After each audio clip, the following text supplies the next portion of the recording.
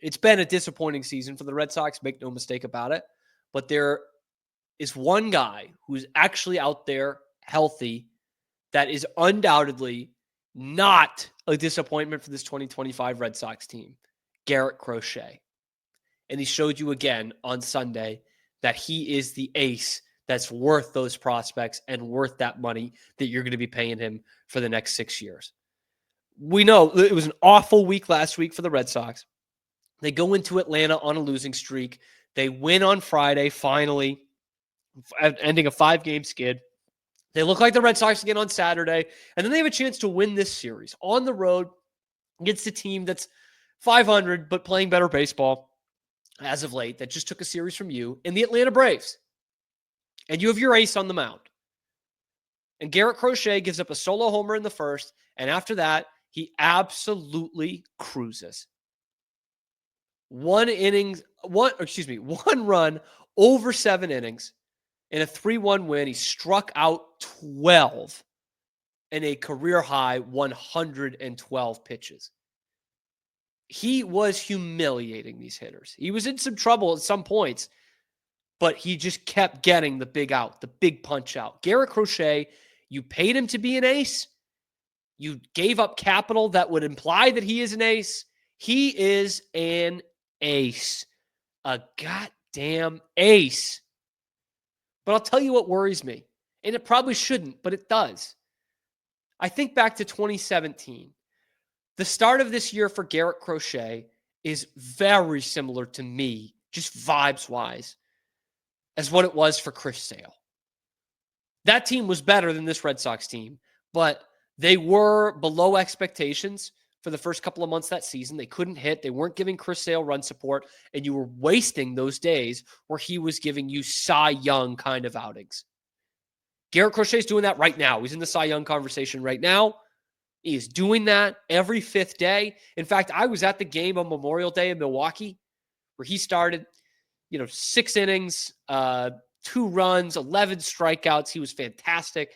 And when he was going off the field, all I could think of was, man, this is the only guy doing his friggin' job right now.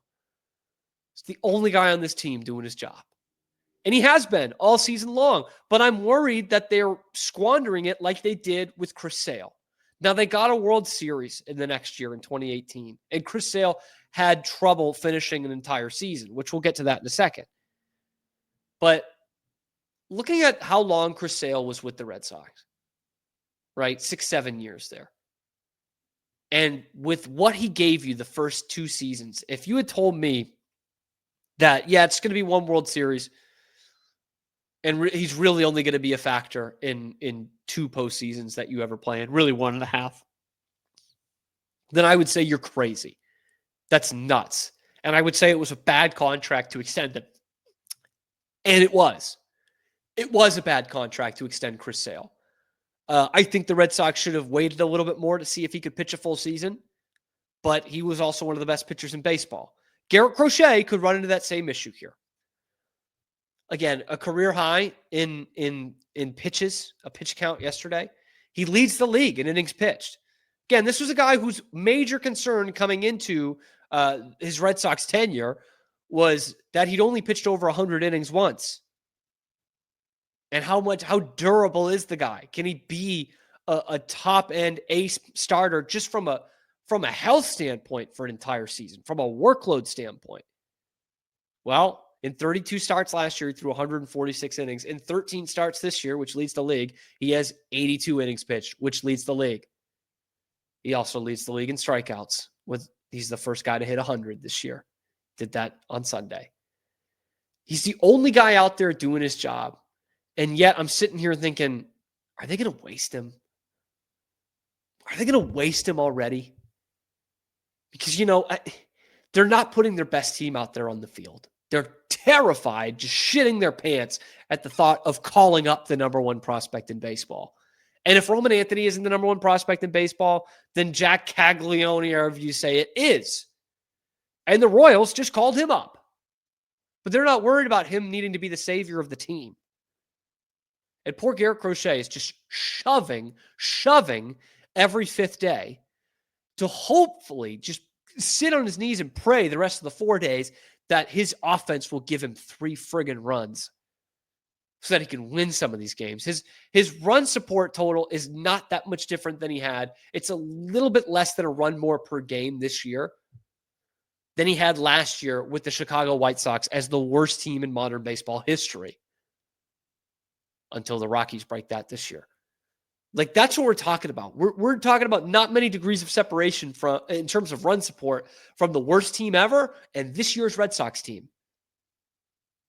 It's sad that you should be, I mean, goddamn, man, you should be winning pretty much every Garrett Crochet start here. This is like Pedro in 99. He's not getting any help, and yet he's still dominating this league. And if he did get some more help, he'd be at the top, I think, at the top of a pretty hotly contested AL Cy Young race as we sit 2.5 months into the season, not quite the beginning of June. But it all goes back to how frustrating this Red Sox team is, right? The unproductive outs, the terrible approach, and watching the same guys just die out there every day. I know Trevor Story had a better series, but before that, he was the worst hitter in baseball. David Hamilton, absolutely hapless, man. Like, just doesn't give you anything. Ceddanne Rafaela, outside of one good game at the end of the Milwaukee series, where he had a huge base running blunder, by the way, just gives you nothing. By the way, they lost that game. Yeah, I don't know if you remember that. They lost that game by a run. That he was doubled off going to third base when there was already a guy at third base. So all these guys are just giving you nothing. Christian Campbell, by the way, one of my favorites, is giving you nothing. But he's a rookie, and you need him to play every day to get out of this. Roman Anthony, though, we don't want anyone thinking he'll be the savior. The team's in friggin' they're in 4th place in their division. If Roman Anthony stinks, they'll still be in 4th place. Okay? He's not, nobody thinks he's the savior of this team. But it's sad. I'm getting PTSD from seeing those years of Chris Sale being one of the most dominant pitchers in the league and his team not picking up the slack. And ironically enough, at the end of 2018, when he didn't pitch for a month and a half, was when his team was picking up the slack, and they're the best team in Red Sox history. But it's all too familiar because this team right now, this iteration, not as good as the ones that Chris Sale played for at the beginning of his Red Sox tenure. They're not. I hope they'll get there someday. But the benefit of those teams at the beginning of Chris Sale's Red Sox tenure is they had Mookie Betts, Xander Bogaerts, Andrew Benintendi, Rafi Devers. All young homegrown guys that they were not afraid to bring up.